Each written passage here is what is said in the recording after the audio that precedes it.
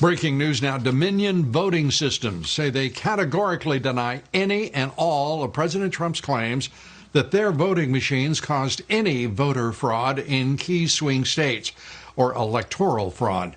But reports contradict that claim. In 2016, a senior executive at Dominion told the Illinois State Board of Elections that it is possible to bypass their election system software. Here's what the vice president of engineering at Dominion at that time, Eric Coomer, told the board during a meeting in good old Cook County. No, we are not allowed to do routine updates without having to go through a recertification effort, but we do routinely give guidance on how to best secure systems, and also going back again to the final mitigation against all of this is a robust auditing and canvassing process, which all of our jurisdictions have implemented. Coomer said no updates can be done without recertification, as you heard.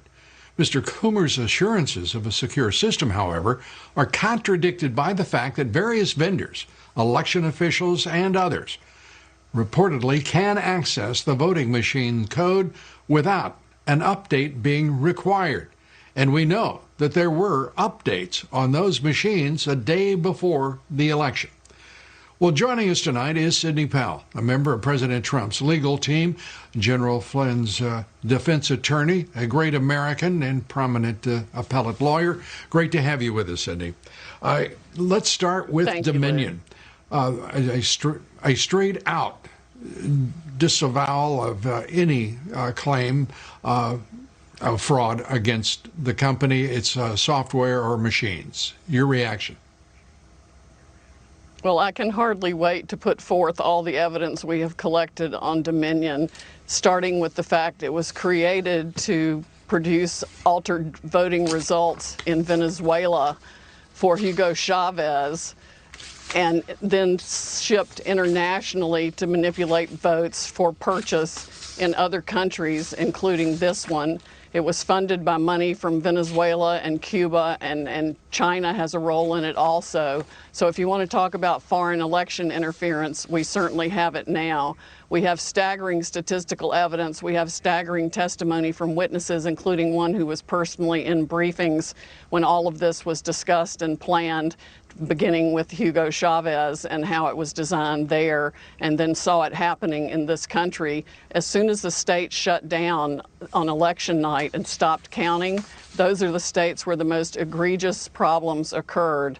We also need to look at, and we're beginning to collect evidence on the financial interests of some of the governors and secretaries of state who actually bought into the Dominion systems, surprisingly enough. Hunter Biden type graft to line their own pockets by getting a voting machine in that would either make sure their election was successful or they got money for their family from it. Well, that's straightforward. It may take, you're going to have to be quick to go through and to produce that investigation and the results of it. The December deadlines are approaching for electors, and just as we saw in 2000 with Bush v. Gore, how critical are those deadlines, and how urgent does that make your investigation and discovery?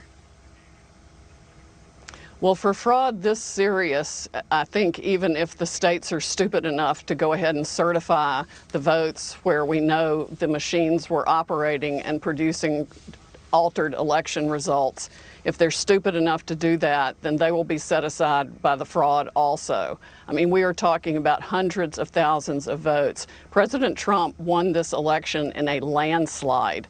It's going to be irrefutable, and patriots are coming forward every day, all day, faster than we can collect their information with testimony they're willing to give under oath about how their votes were stolen and how the machines operated. They were updated the night of the election, sometimes after the election. We've got statistical evidence that shows hundreds of thousands of votes being just put in and replicated. It's going to be, there needs to be a massive criminal investigation, and it's going to affect millions of voters and elections.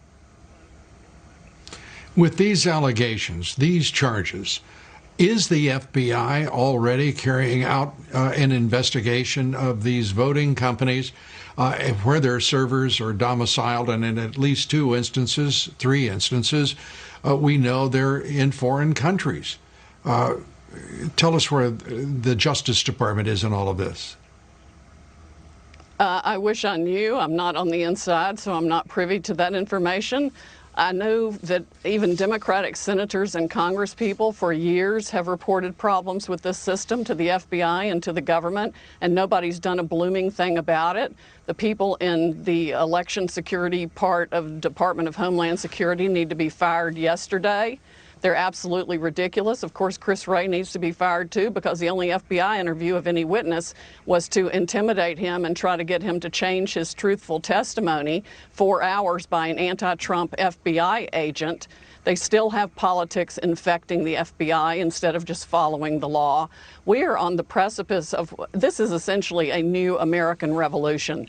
And anybody who wants this country to remain free needs to step up right now. These are federal felonies. Altering a vote or changing a ballot is a federal felony. People need to come forward now and get on the right side of this issue and report the fraud they know existed in Dominion voting systems, because that's what it was created to do. It was its sole original purpose. It has been used all over the world to defy the will of people who wanted freedom.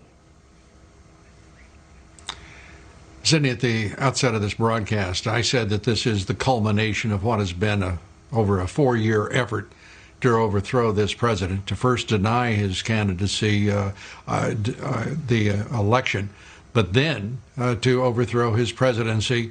This looks like the effort to carry out an end game in the effort against him. Do you concur? Oh, absolutely. And it's been organized and conducted with the help of Silicon Valley people, the big tech companies, the social media companies, and even the media companies. And I'm going to release the Kraken. Well, good, because this is an extraordinary and such a dangerous moment in our history. I really am very concerned for the country. I am very concerned for all Americans. And I have a feeling that most Democrats are first Americans and not Democrats. They have to be as alarmed as any one of us. Sidney, we're glad that you are on the charge to straighten out all of this. It is a foul mess, and it is far more sinister than any of us could have imagined, even over the course of the past 4 years. You get the last word, Sidney. It is indeed a very foul mess. It is farther and wider and deeper than we ever thought, but we are going to go after it, and I am going to expose every one of them.